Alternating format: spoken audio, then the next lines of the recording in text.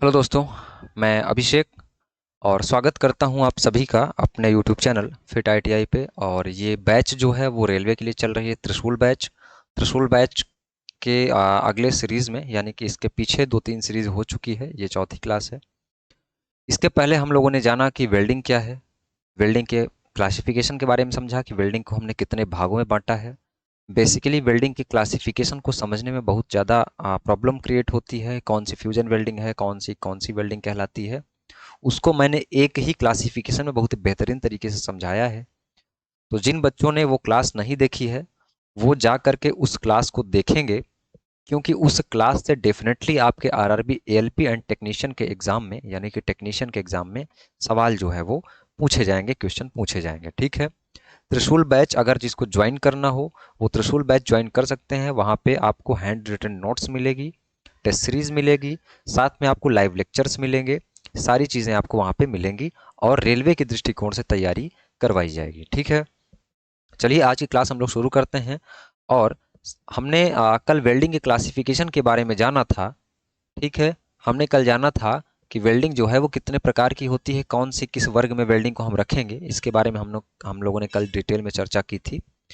लेकिन आज की क्लास में हम आगे बढ़ने से पहले, अब वेल्डिंग का क्लासिफिकेशन जैसे ही हो जाता है तो किसी न किसी वेल्डिंग पे स्विच करना ज़रूरी हो जाता है, कि हम गैस वेल्डिंग पढ़ें या फिर थर्मिट वेल्डिंग पढ़ें, या आर्क की तरफ अगर रुख करें तो आर्क वेल्डिंग के बेसिक प्रिंसिपल को समझें, उसके बाद डिफरेंट डिफरेंट आर्क वेल्डिंग जो होती हैं उनको पढ़ें। एडवांस वेल्डिंग जो है वो लास्ट में हम लोग रखते हैं और पढ़ते हैं, है ना, जिससे बेसिक बेसिक वेल्डिंग वाली चीज़ें जो है हमको समझ में आ जाएं। ठीक है। अब आगे किसी वेल्डिंग को पढ़ने से पहले कुछ वेल्डिंग ज्वाइंट को जानना आपके लिए बहुत ही आवश्यक है। ये उतना ही आवश्यक है कि अगर आप कोई शब्दकोश सीख रहे हैं, कुछ लिखना सीख रहे हैं, तो उसके पहले क ख ग घ आपको जानना ज़रूरी होता है। उसके पहले जो स्वर होते हैं, जो मात्राएं होती हैं, उनको जानना जितना ज़रूरी होता है, उतना ही ज़रूरी जो है आपको ज्वाइंट जानना ज़रूरी है। जब तक आप ज्वाइंट को नहीं समझेंगे तो आप कैसे वेल्डिंग करेंगे। कोई भी वेल्डिंग मैं यहाँ पे शुरू कर सकता था क्लास फोर्थ में, इवन मैं गैस वेल्डिंग ही स्टार्ट करने वाला था, बट मुझे ध्यान आया कि अगर आप लोग ज्वाइंट के बारे में ही नहीं समझोगे कि ज्वाइंट है क्या। आपके पास कोई वर्कपीस आता है, कोई जॉब आता है, कोई कार्यखंड आता है, तो सबसे पहले आपको ये पता होना चाहिए कि उसको हम कैसे जोड़ेंगे, क्या एंगल उसका रखेंगे, जोड़ने से पहले क्या तैयारी करेंगे, हम लोग क्या एज प्रिपरेशन करेंगे। ध्यान दीजिएगा, आज की इस क्लास में हम लोग एज प्रिपरेशन को समझेंगे, साथ में ज्वाइंट को समझेंगे और वेल्डिंग के नामन क्लेचर को समझेंगे। रेनफोर्समेंट हो गया, टो हो गया, लेग लेंथ हो गया, पेनिट्रेशन हो गया, ये सारे नाम आप लोग सुनते होंगे। ये क्लास कोई छोड़ेगा नहीं। अपना दिमाग, कान, आंख, सब कुछ खुला रख करके इस क्लास को बहुत ही ध्यान से एंजॉय करिए। और जो लोग बैच को ज्वाइन करेंगे उनको नोट्स तो मिलेगी ही मिलेगी। जो लोग नहीं ज्वाइन कर रहे हैं वो फ्री में हमारे इतने सारे लेक्चर्स डले हुए हैं, उनका नोट्स तैयार करें। जो लोग पेड बैच भी ज्वाइन करें उनको नोट्स मिल जाए फिर भी वो अपनी नोट्स तैयार करें। ठीक है। अपनी नोट्स तैयार करने से क्या होगा कि एक बार में ही आपको सारी चीजें जो है आपके दिमाग में ट्रांसफर कर जाएंगी। तो यहाँ पे हम लोग देखेंगे ज्वाइंट, कौन कौन से ज्वाइंट होते हैं। उसके बाद हम लोग देखेंगे क्या, एज प्रिपरेशन, यानी कि किसी भी प्लेट की हमको वेल्डिंग करने से पहले कुछ ना कुछ तैयारी करनी पड़ेगी। जैसे आज आप लोग किसी सिलाई मशीन में कपड़े की कटिंग करते हैं, उस कटिंग करने के पहले या सिलाई करने से पहले आप उसमें कुछ कटिंग करते हैं, कुछ मार्किंग करते हैं चौक से, पेंसिल से। उसके बाद ये सारी तैयारी करने के बाद आप फाइनल क्या करते हैं, जोड़ने की प्रोसेस को तैयार करते हैं, शुरू करते हैं। कागज आपको कट करना होता है, जोड़ना होता है गम से, उसको पहले आप कट करते हैं, फिर चिन्ह लगाते हैं अच्छे से, है ना, अगर वो कागज कहीं आपको अच्छे से यूज करना है तो। इसीलिए इतना आवश्यक हो जाता है आपको क्या समझना, ज्वाइंट और एज प्रिपरेशन, यानी कि किनारों की तैयारी। और ज्वाइंट का मतलब होता है जोड़, और इसी में हम लोग समझेंगे वेल्डिंग के कुछ नॉमेनक्लेचर। ठीक है। तो चलिए स्टार्ट करते हैं ज्वाइंट को। सबसे पहले ज्वाइंट के बारे में अगर आप थोड़ा सा बेसिक सा समझें कि ज्वाइंट होता क्या है, तो ज्वाइंट क्या है, एक जोड़ने की प्रोसेस है। ज्वाइंट को हम लोगों ने जितने भी प्रकार के आप वेल्डिंग कंस्ट्रक्शन में काम देख रहे होंगे, वो किसी न किसी ज्वाइंट के तहत ही काम में लाए जाते हैं। ठीक है।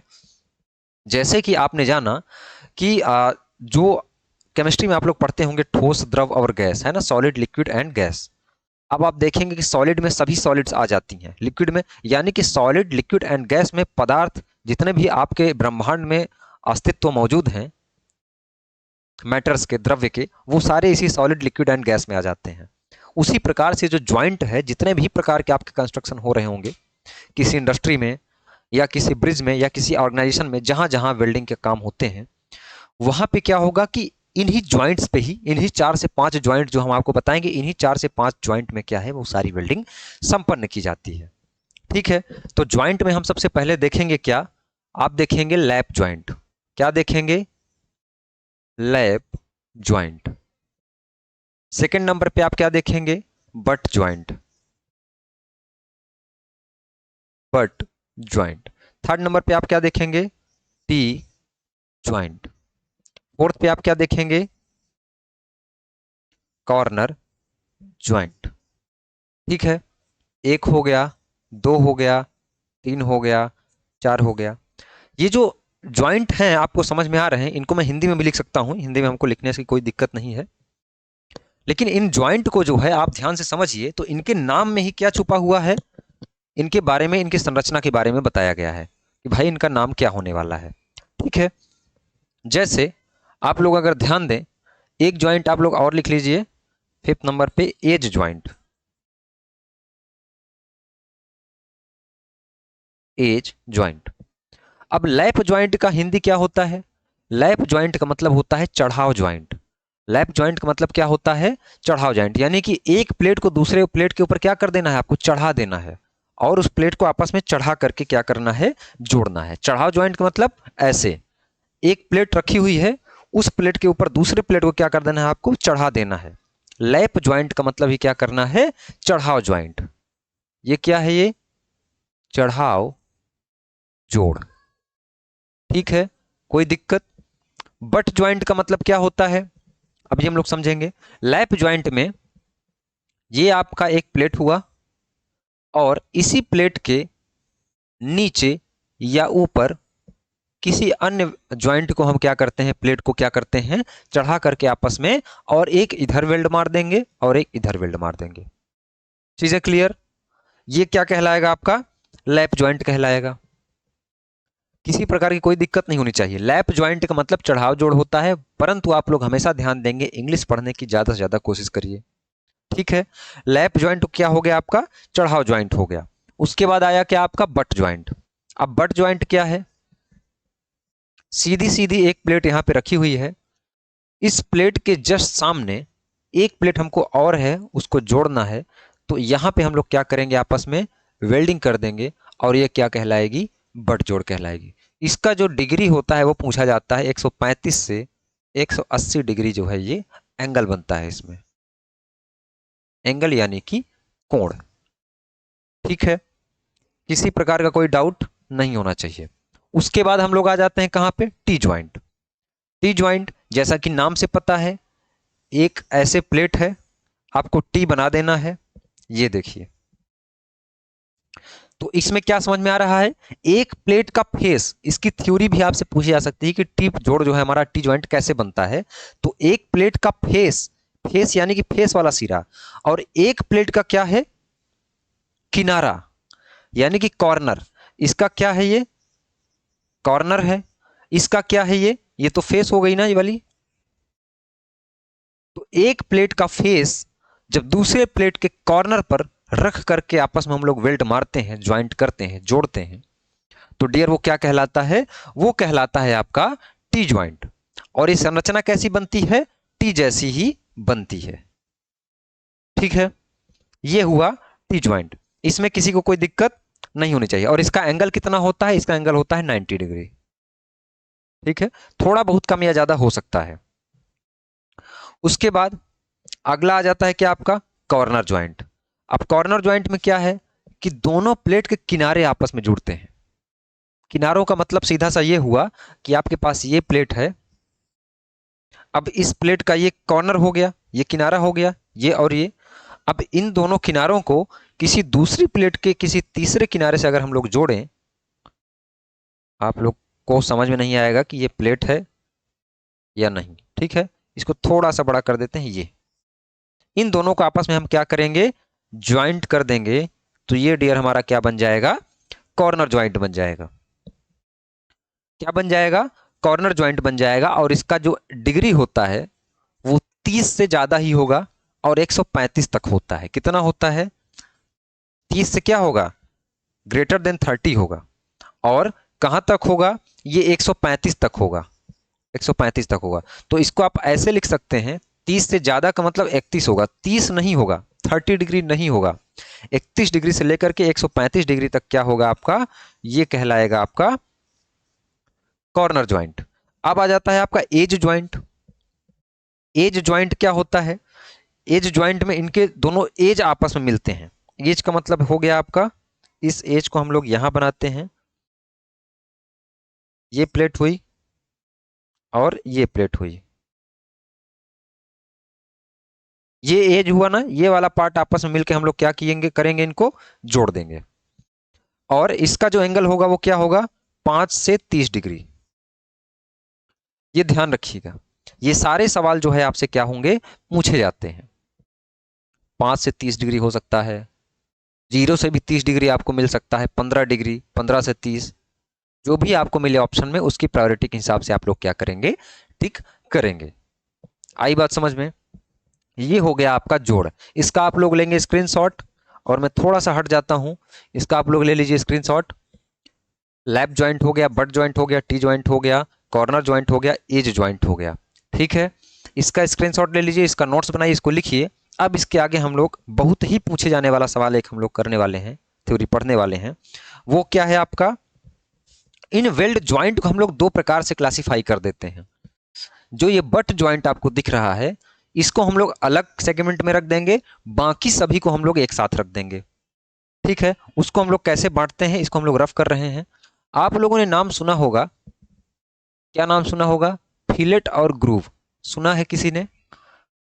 अगर किसी को फिलेट और ग्रूव के बारे में कभी कहीं से जानकारी मिले हो, लग रहा हो कि भाई हम इनसे परिचित हैं, कभी किसी के मोहल्ले में मुलाकात हो गई हो, तो वो प्लीज कमेंट करके बता देंगे। और इस क्लास को आप लोग ज्यादा से ज्यादा शेयर करेंगे, ज्यादा से ज्यादा इस पे कमेंट करेंगे, तो ये क्लास की सीरीज मैं आगे तक रख सकता हूँ।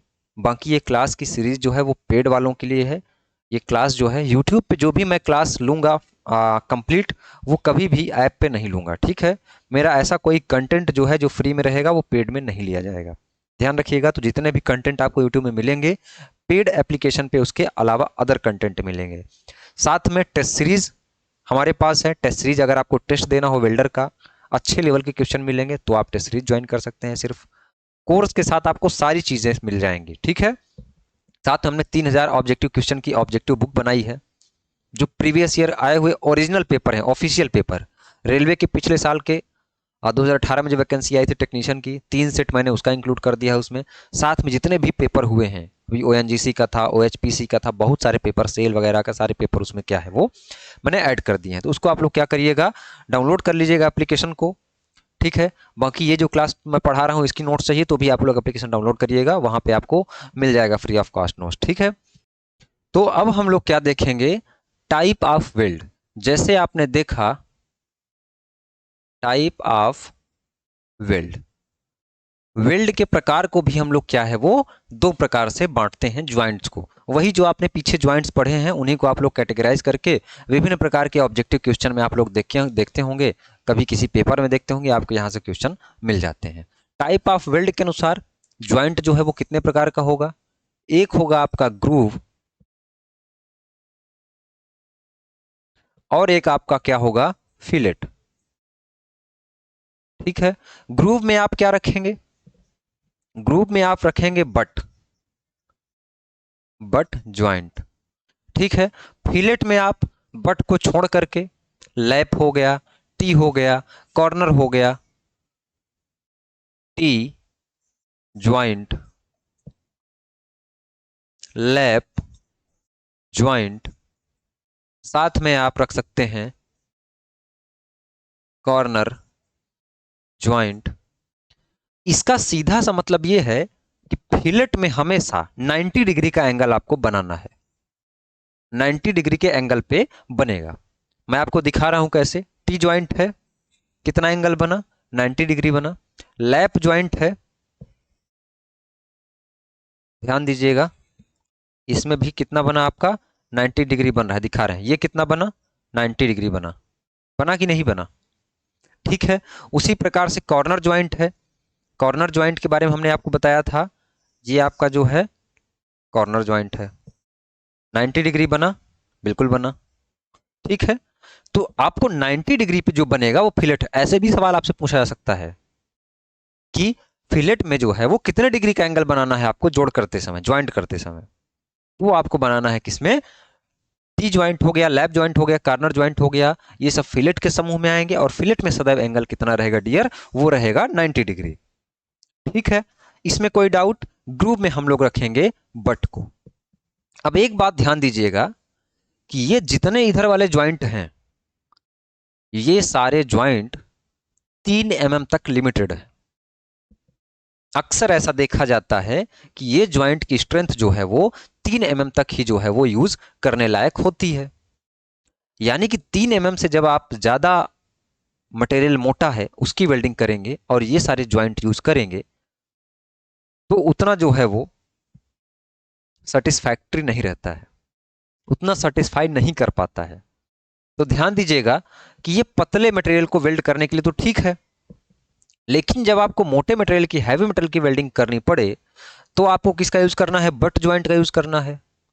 लेकिन बट ज्वाइंट को एज इट एज, जैसा मैंने बताया कि जैसे ये बट ज्वाइंट हुआ आपका, सेम टू सेम वैसे ही नहीं यूज करना है।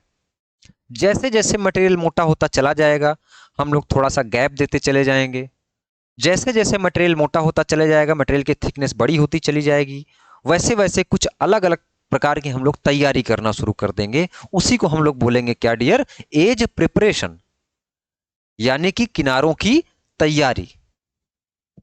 ठीक है, इतनी बात क्लियर हुई। चलिए इसको हम लोग अब रफ कर देते हैं और अब आपको बताते हैं क्या वेल्डिंग के नॉमेनक्लेचर। उसके बाद हम लोग बात कर लेंगे किस पे? एज प्रिपरेशन पे। या हम लोग पहले एज प्रिपरेशन पे बात कर सकते हैं, उसके बाद हम लोग क्या करेंगे? वेल्डिंग के नॉमेनक्लेचर पे बात कर सकते हैं। तो हम लोग पहले क्या देख लेते हैं? Edge preparation. ठीक है, एज प्रिपरेशन ही देख लेते हैं।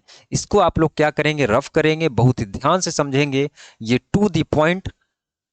मुझसे जो क्लास ले रहा होगा वो प्रीवियस ईयर का कोई भी क्वेश्चन पेपर उठा करके और देखेगा, पढ़ेगा, समझेगा, उसके बाद फिर से लौट करके इसी क्लास में उसको आना है। ये मैं दावे के साथ कह सकता हूं कि जितने भी प्रीवियस ईयर आप क्वेश्चन देखेंगे, कॉन्सेप्चुअल हमने टू द पॉइंट चीजें लेने की कोशिश की हैं और एग्जाम ओरिएंटेड, जो आपकी परीक्षा में पूछा जाए। ठीक है, इससे पहले भी हमने डीआरडीओ का बैच पढ़ाया, हमारे पास बच्चों की स्ट्रेंथ कम थी, लेकिन हमने टू द पॉइंट चीजें जो है वो डिलीवर करने की कोशिश की। और आप यकीन मानिए, अभी आप एप्लीकेशन डाउनलोड करेंगे, वहां पे स्क्रीनशॉट्स रखे हुए हैं बच्चों के, 37 रिजल्ट हमने दिया और 100 से भी कम बच्चे हमारे बैच में थे। ऑल इंडिया 50 सीट थी ओनली। डीआरडीओ टफेस्ट एग्जाम है, इसरो डीआरडीओ, जो पढ़ रहा होगा उसे पता होगा। तो जो भी चीजें आपको मैं दे रहा हूं उस पर पूरी तरह से भरोसा करके पढ़िए दोस्त, बिल्कुल एग्जाम में आपको चीजें वहां से मिलेंगी।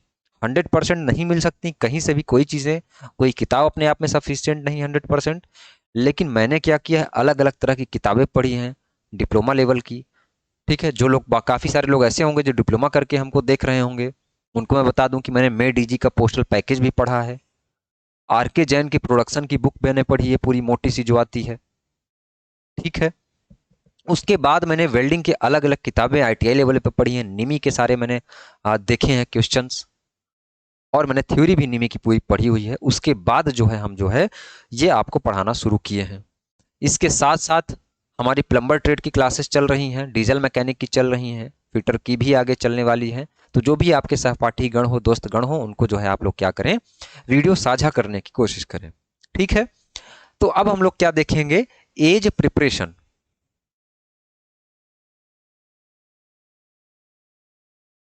एज प्रिपरेशन, इसको क्या बोलते हैं डियर? किनारों की तैयारी। ठीक है, इसको हम लोग क्या बोलते हैं, किनारों की तैयारी। यानी कि जब कभी आप वेल्डिंग करने की सोच रहे होते हैं, मैंने सबसे पहले ही बताया है कि कपड़े की कटाई आप कर रहे हैं तो पहले उसकी किनारों की तैयारी करेंगे, काट छांट कर लेंगे कि भैया इसको जो है हमको किस स्टेप में कैसे क्या करना है, उसके बाद हम लोग वेल्डिंग करना शुरू करते हैं। तो अब हम लोग क्या देखने वाले हैं, किनारों की तैयारी। तो जो किनारों की तैयारी होती है वो तीन तरीकों से होती है, तीन तरीकों से जो है वो की जाती है। क्या है?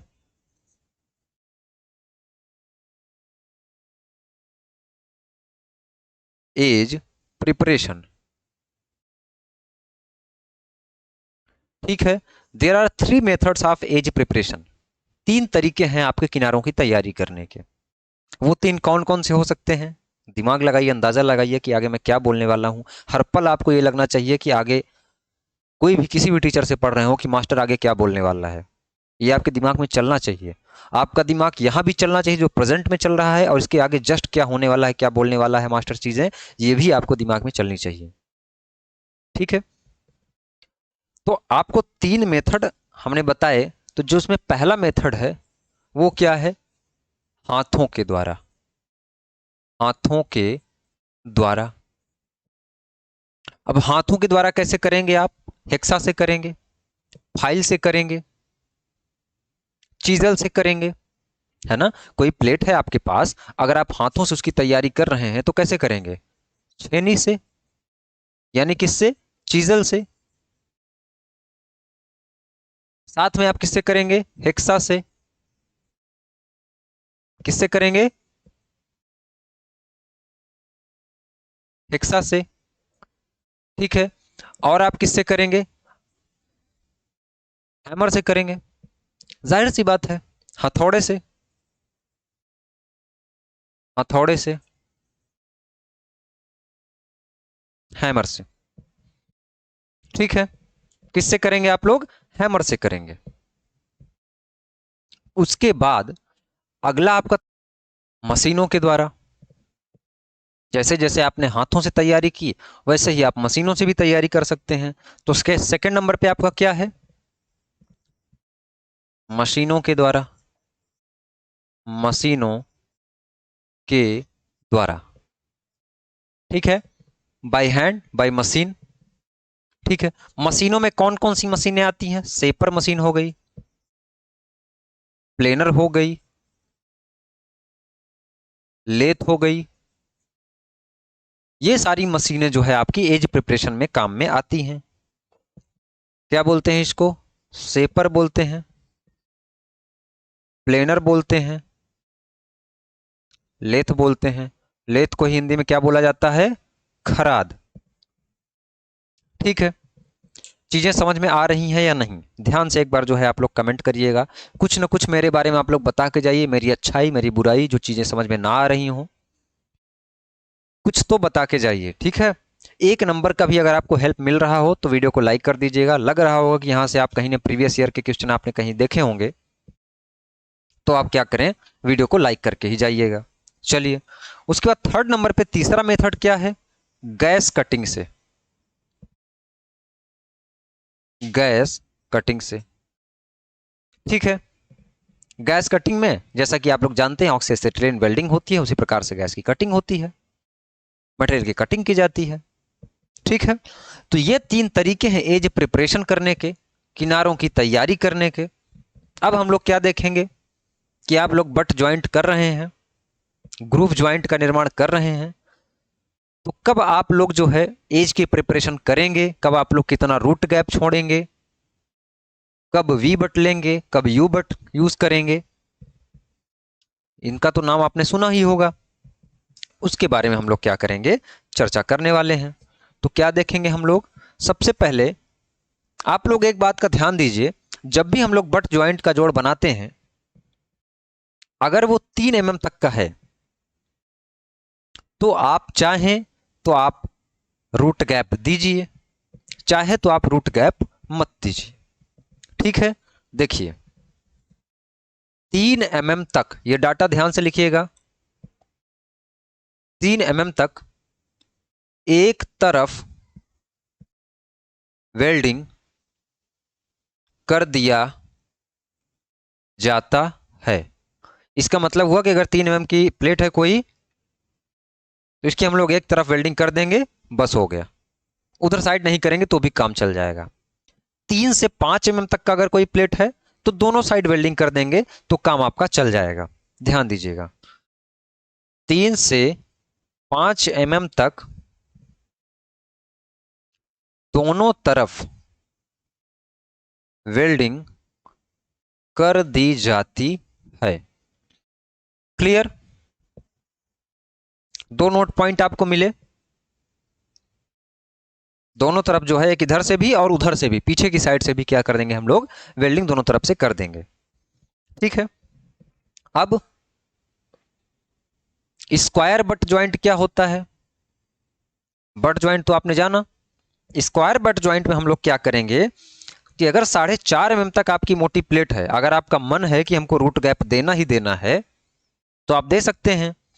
तो अगर आपके पास 4.5 mm तक अगर मोटी प्लेट है, उसमें आप लोग क्या करेंगे, 3 mm का रूट गैप छोड़ देंगे। हो सकता है कि रूट गैप क्या है, रेनफोर्समेंट क्या है, हम लोगों को वेल्डिंग नॉमेनक्लेचर शायद पहले पढ़ लेना चाहिए था, बट हम लोग बाद में पढ़ लेंगे, कोई दिक्कत नहीं, इसी क्लास में पढ़ेंगे। ठीक है, देखिएगा ध्यान से, इस क्लास को समझिएगा। उसके बाद हम लोग क्या करते हैं, सिंगल वी बट ज्वाइंट के बारे में बात करते हैं। सिंगल वी बट में क्या करते हैं हम लोग, ध्यान दीजिएगा, सिंगल वी बट। अब सिंगल वी बट कैसे होता है, ये हो गया आपका सिंगल वी बट। ठीक है, ये आपकी एक प्लेट हो गई, एक प्लेट आपकी ये हो गई। ध्यान दीजिएगा, ये दोनों अलग अलग प्लेटें हैं। एक प्लेट आपकी ये ब्लैक वाली हो गई, एक प्लेट आपकी क्या हो गई, ये रेड वाली हो गई। एक वी बना हुआ है, यानी कि ये सिंगल वी बट हो गई। जब भी आपको कैसे मटेरियल की 5 mm से ज्यादा अगर कोई मटेरियल की थिकनेस है, उसकी आपको वेल्डिंग करनी हो, तो आप क्या करेंगे, उसमें वी शेप का क्या करेंगे, आकार कट कर देंगे। ये प्लेट पूरी कैसी थी, ये प्लेट पूरी ऐसी थी। ध्यान दीजिएगा, ये प्लेट पूरी पहले पूरी ऐसी थी, यहां से कटिंग था, ये प्लेट पूरी ऐसे थी। बट हमने क्या किया कि इसको जो है एज प्रिपरेशन के द्वारा, इनमें से किसी 3 मेथड के द्वारा क्या किया, ऐसा आकार दे दिया। ऐसा आकार क्यों दिया, स्ट्रेंथ ज़्यादा रहे, मटेरियल अच्छे से पहुंच पाए, हमारा एरिया क्या है आपका, वेल्डिंग एरिया ज़्यादा मिल पाए। समझ रहे होंगे आप? ठीक है, चलिए, ये क्या हुआ आपका सिंगल वी बट। ये कहां तक आप कर सकते हैं, 5 mm से ज़्यादा, 5 mm से अधिक मोटी प्लेट पर। ये थिकनेस क्या है, ये थिकनेस 5 से अधिक है, 5 mm से अधिक थिकनेस है, तो आप क्या करेंगे, सिंगल वी बट का यूज करेंगे। उसके बाद आपका क्या आ जाता है, double V butt. Double V butt में आप क्या करेंगे, जैसे आपने देखा कि एक प्लेट आपके पास ये है, आपको डबल दोनों साइड क्या करना है, ग्रुप्स बना देने हैं। एक प्लेट आपकी ये हो गई और एक प्लेट आपकी क्या हो गई, ये हो गई। एक प्लेट आपकी ये हो गई, ये आपने जाना। ये क्या है, ये है डबल वी बट।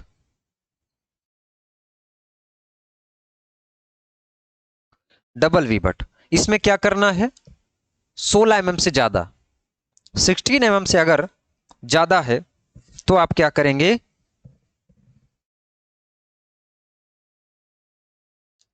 अधिक मोटी प्लेट के लिए,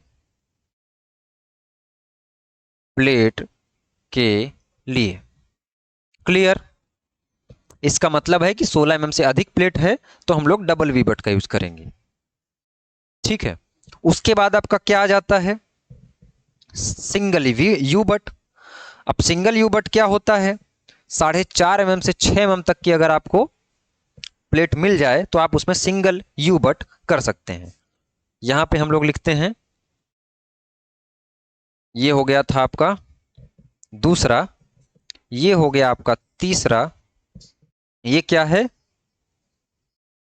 सिंगल यू बट।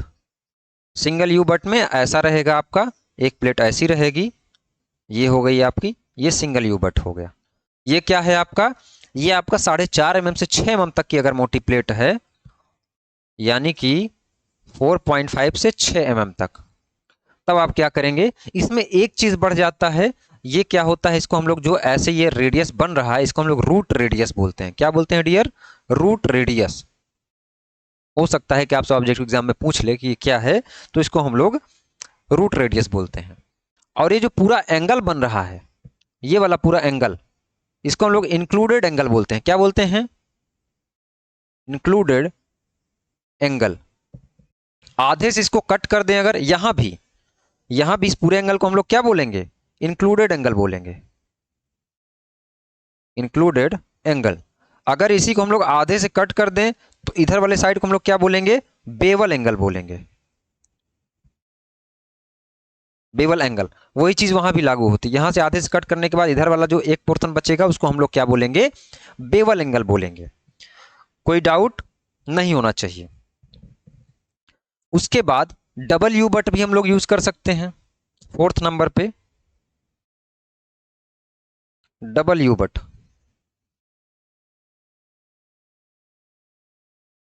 इसमें भी आपको कुछ इस प्रकार से प्लेट आपको मिल जाएगी। ठीक है, डबल यू बट। अब डबल यू बट हम लोग क्यों यूज करते हैं, डबल वी बट क्यों यूज करते हैं? जिससे कि आपका डिस्टॉर्शन ना हो, स्ट्रेस कंसंट्रेशन ना हो, वेल्ड मेटल आपका जो प्लेट है वो मजबूत हो, मजबूत जोड़ बन पाए। भाई इधर से भी ज्यादा मटेरियल गिर गया तो इधर भी दोनों प्लेट बढ़िया स्ट्रांग हो गई, इधर भी हो गई। और डबल यूबर से क्या होता है, ये इकोनॉमिकल होता है, इसमें कम फिलर मेटल की जरूरत होती है। फिलर मेटल कम, इसको लिखिएगा आप लोग, सुन बस रहे हैं, लिख नहीं रहे हैं कोई। Double U butt, double V butt, ये सब करने का पर्पज क्या निकला डबल यू बट का? डबल यू बट करने का पर्पज ये निकला कि इसमें कम फिलर रॉड की जरूरत, मैं लिख देता हूं, कम फिलर रॉड, साथ में कम डिस्टॉर्शन।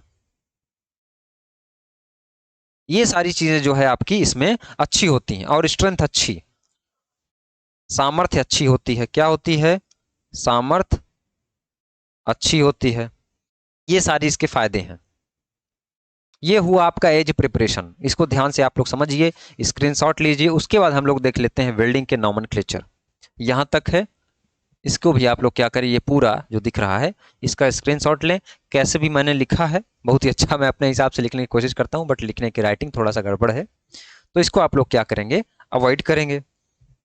उसके बाद अब हम लोग क्या देखेंगे, अगला आपका वेल्डिंग नॉमेनक्लेचर। वेल्डिंग नॉमेनक्लेचर से भी बहुत सारे क्वेश्चन पूछे जाते हैं, तो इसको हम लोग रफ कर देते हैं। उसके बाद वेल्डिंग नॉमेनक्लेचर को समझते हैं। मेरा फिगर वाला जो पोर्शन है वो थोड़ा सा वीक है, तो ध्यान से अगर शुरुआत से जो समझेगा उसको, तो सारी चीज़ें मेरी पढ़ाई हुई बहुत बढ़िया समझ में आएंगी। और बहुत बच्चों ने डीआरडीओ में अभी एग्ज़ाम भी निकाला है। ठीक है, तो मेरे कंटेंट में आपको कोई शक नहीं करना है। जो भी चीज़ें आपको दी जा रही हैं बहुत बेहतरीन दी जा रही हैं। बस भरोसे के साथ, किसी भी टीचर से आप पढ़ रहे हो, भरोसे के साथ आप पढ़ें। ये बिलीव करके रखें कि आपका जो मास्टर पढ़ा रहा है वो आपके एग्जाम में आएगा। लेकिन सिर्फ थ्योरी से काम नहीं चलेगा डियर, आपको ऑब्जेक्टिव की प्रैक्टिस बहुत ही ज़्यादा करनी पड़ेगी। थ्योरी आपका क्या है, बेसिक एक थीम बनाती है, बट जब आप उसके साथ साथ प्रैक्टिस करते हैं ऑब्जेक्टिव सेशंस की, तो क्या होता है, आपका कॉन्सेप्ट क्लियर होता है। उसी एक थ्योरी से कैसे कैसे घुमा के क्वेश्चन पूछे जा सकते हैं। और मैं आपको ये बता दूं कि मार्केट में 2 से 2,500 क्वेश्चन ही हैं जो बार बार सर्कुलेट करते हैं, कॉपी पेस्ट होते हैं। वो सारे क्वेश्चन का संग्रह जो है हमारे एप्लीकेशन पे है, उसको आप डाउनलोड करिए और उस पीडीएफ को आप लोग पढ़िए, प्रिंट आउट निकलवाइए, कैसे भी पढ़िए, लेकिन उसको पढ़ डालिए दोस्त एग्जाम से पहले। ठीक है, चलिए अब हम लोग क्या देखेंगे, वेल्डिंग नॉमेनक्लेचर।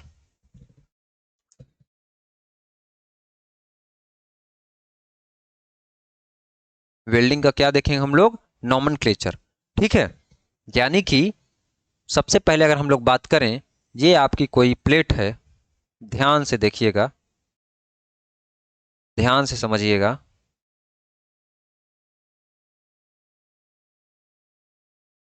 एक प्लेट आपकी ये हुई, एक प्लेट आपकी ये हुई।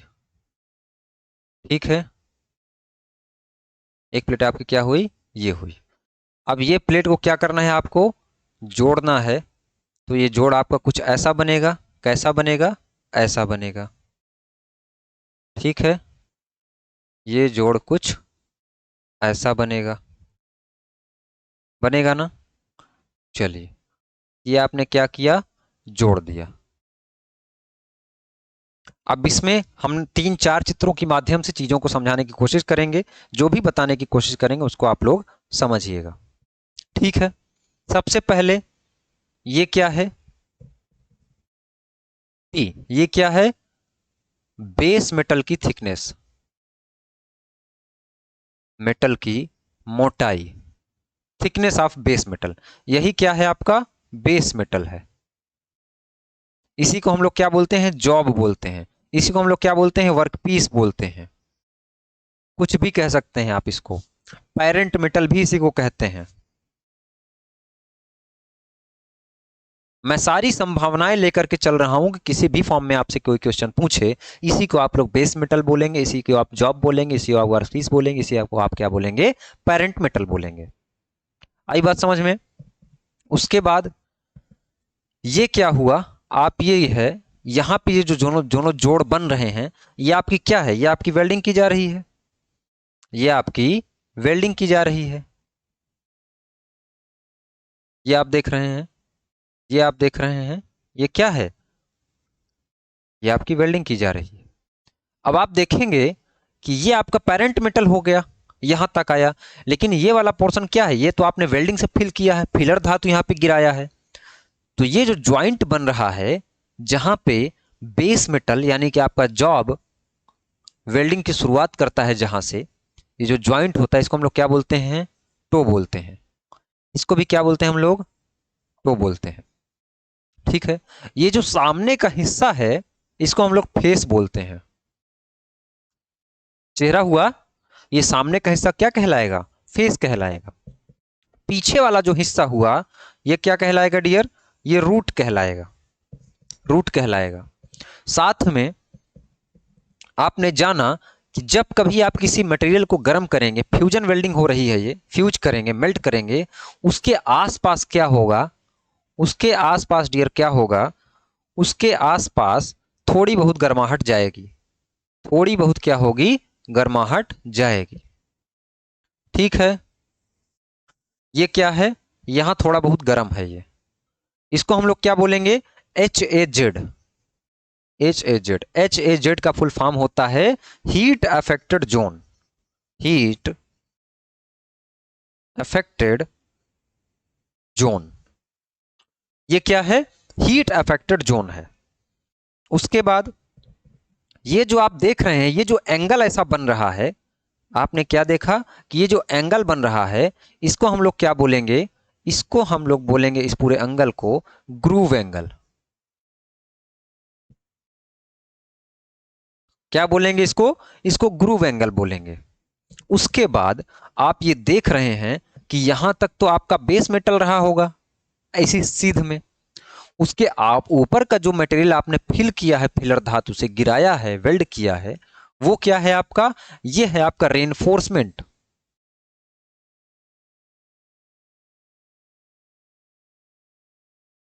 ठीक है, MENT, रेनफोर्समेंट। पूछता है आपसे कि जहां पे वेल्डिंग हो रही हो, वहां पे सर्कुलर आकार का, गोला आकार का अर्ध परिपत्र जो बनता है हिंदी में, यानी कि हाफ सर्कल आकार का जो बनता है फेस में, वो क्या कहलाता है? रेनफोर्समेंट कहलाता है।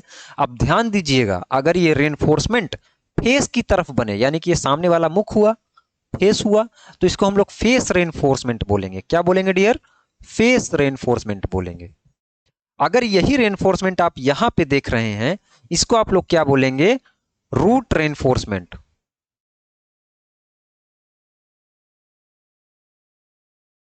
क्या बोलेंगे? रूट रेनफोर्समेंट बोलेंगे। यहां पे भी तो अर्ध परिपत्र बन रहा है, एक गोला सा बन रहा है, इसको हम लोग क्या बोलेंगे डियर? रूट रेनफोर्समेंट बोलेंगे। उसके बाद ये जो थोड़ा सा आप यहां पे गैप देख रहे हैं, यहां तक आपका मटेरियल आया है, यहां तक आपका आया है, इसका मतलब इतनी जगह क्या हुई? बच गई। इसी को हम लोग क्या बोलेंगे डियर? रूट गैप बोलेंगे। रूट गैप बोलेंगे। क्या बोलेंगे? रूट गैप, इसको हमने रूट बोला। कितना रूट दिया गया है वो हम लोग किसे बोलेंगे, रूट गैप बोलेंगे उसको। जितना हमने गैप दिया, उस गैप को जितना हमने जगह छोड़ा, जितना हमने खाली स्थान छोड़ा। रूट गैप देने के बहुत सारे फायदे होते हैं, आगे आप लोग सुनेंगे हमसे जब पढ़ेंगे कि रूट गैप देते हैं हम तो हमारा मटेरियल जो है, फिलर मेटल जो है, अच्छे से अंतर्वेशन उसका हो पाता है, अच्छा पेनिट्रेशन हो पाता है, बढ़िया वेल्ड बीड बनती है। ठीक है, ये समझ में आया।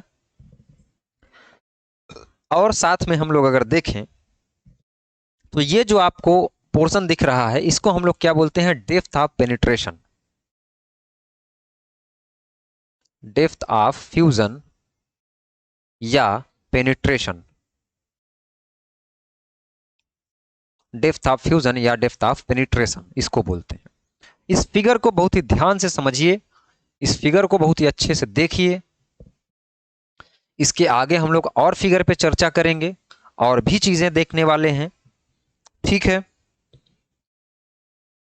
चलिए अब हम लोग क्या देख लेते हैं कि मान के चलिए जगह है थोड़ी सी, आप इसमें क्या कर रहे हैं, क्या कर रहे हैं आप जो है वेल्डिंग कर रहे हैं इसमें। ठीक है, क्या कर रहे हैं आप, वेल्डिंग कर रहे हैं। ये आपका रेनफोर्समेंट वाला एरिया हो गया। जब सबसे पहला आप वेल्डिंग करेंगे, सबसे पहले आपने फिलर मेटल जहां पे गिराया, मान के चलिए वो कुछ ऐसा गिरा होगा, ऐसा गिरा होगा। ठीक है, उसके बाद आपने क्या किया, और भी कई सारे जो है आपने मटेरियल इसमें फिल किए, ऐसा ही तो होगा। ठीक है, एक बार में आपने ये गिराया, फिर हो सकता है आपने इतना मटेरियल गिराया, फिर हो सकता है आपने कुछ ऐसा गिराया हो, फिर आपने एक बार में ये कंप्लीट कर दिया हो। ठीक है, तो ध्यान दीजिएगा, हम लोग जो सबसे फर्स्ट बार जो मटेरियल गिरा रहे हैं, ऐड कर रहे हैं, फिल कर रहे हैं, उसको हम लोग क्या बोलेंगे, रूट रन बोलेंगे, रूट रन बोलेंगे। उसके बाद क्या है, ये सब वेल्ड पास हैं, अलग अलग वेल्ड पास हैं। उसके बाद ये क्या है, हमारा फिलिंग या कैपिंग है। आपने फिल कर दिया या कैप कर दिया, फाइनल वाला, फाइनल जो आपने मटेरियल गिराया, ऐड किया। जो भी चीजें मैं समझा रहा हूं बहुत ही नॉलेज वाली चीज है, ध्यान से समझिएगा, सुनिएगा, क्लास को एंजॉय करिएगा। ठीक है, दोस्तों को जरूर साझा करिए, शेयर करिए। तो इसका मतलब क्या हुई, ये अलग अलग वेल्ड बीड बनी, ये अलग अलग क्या बनी, वेल्ड पास बनी, वेल्ड बीड बनी। वेल्ड बीड के बारे में जिन्होंने हमसे पहले पढ़ा होगा डीआरडीओ में, मैंने बताया था कनकेव, कन्वेक्स और फ्लैट, तीन प्रकार की बीड होती हैं। आगे हम लोग इसके बारे में समझेंगे। मुझे लग रहा है कि मैं कुछ ज़्यादा ही चला जा रहा हूँ आगे, इसलिए इसको यहीं पर रोकते हैं। जो आपको जानना है नॉमेनक्लेचर में, बस उतना समझिए।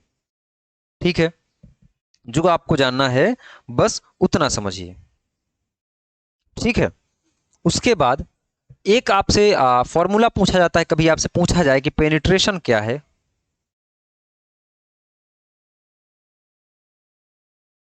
पेनिट्रेशन तो ये होता है चौड़ाई बटे में गहराई, यानी कि ब्रीथ, यानी कि आपकी जो चौड़ाई है अपॉन डेप्थ। अब किसको नीचे रखना है, गहराई हमेशा कहां होगी, नीचे होगी। जब आप कोई चीज गहरा करेंगे और भी गड्ढा खनेंगे तो कहां जाएंगे, नीचे जाएंगे। तो गहराई को सदैव क्या है, डेप्थ को हमेशा नीचे रखना है, चौड़ाई को ऊपर रखना है। दोस्त इस बात को ध्यान रखना, ये सवाल आपसे पूछा जा सकता है, बहुत इंपॉर्टेंट है, कई बार पूछा गया है। तो जब गहराई है तो वो नीचे ही चली जाएगी, तो उसको आप लोग कहां रखेंगे, नीचे रखेंगे। चलिए, अब ये तो ग्रूव की बात होगी। अगर आप लोग फिलेट का जोड़ बना रहे हैं, उसका आप लोग, इसको आप लोग स्क्रीनशॉट लीजिए और हम इसको जो है रफ करते हैं। ठीक है, अब जो है हम लोग देखते हैं, अगर आप लोग फिलेट या थोड़ा सा आप लोग अलग फिगर पे जाएं, वहां से भी चीजें पूछी जाती हैं। ये वेल्डिंग का नामकरण हो गया, नॉमेनक्लेचर हो गया। इन सारे नामों से आप परिचित रहेंगे तो आगे हमको वेल्डिंग पढ़ाने में मजा आएगा और आपको पढ़ने में भी काफी आनंद की अनुभूति होगी। ठीक है। एक फिगर ऐसा भी होता है ना, एक कहानी ऐसी भी। चलिए, ये आपने क्या किया, वेल्डिंग ऐसे किया, ये वाला पोर्शन क्या कहलाएगा, टो कहलाएगा। ठीक है, ये क्या कहलाएगा, रूट कहलाएगा। इसको हम लोग रेड से करते हैं, नहीं आप लोग सोचेंगे कि ये पूरा फिगर ही है। ये क्या कहलाएगा, रूट कहलाएगा। ये क्या है, फेस है, सेम वही चीज है, कोई दिक्कत वाली यहां बात नहीं है। यहां जो आपको इंपॉर्टेंट जानना है वो ये जानना है लेग लेंथ क्या है। लेग लेंथ जो है वो क्या है, तो आपकी जो रूट है, रूट से फिलेट की जो दूरी है ये आपकी क्या कहलाएगी, लेग लेंथ कहलाएगी। लेग लेंथ क्या कहलाएगी, रूट से फिलेट तक की डिस्टेंस क्या कहलाएगी, लेग लेंथ कहलाएगी। क्लियर हुआ। अब थ्रोट थिकनेस क्या है, फेस से लेकर के आपकी रूट तक की जो दूरी है वो क्या कहलाएगी, थ्रोट थिकनेस कहलाएगी।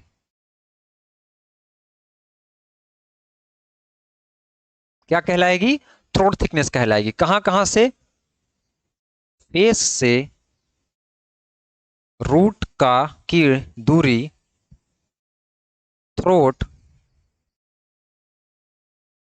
थिकनेस कहलाएगी। ठीक है, क्या कहलाएगी, थ्रोट थिकनेस कहलाएगी।